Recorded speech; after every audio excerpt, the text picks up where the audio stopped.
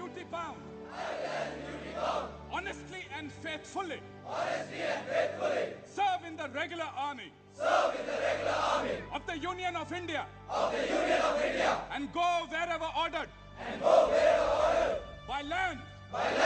Sea. Or air. And that.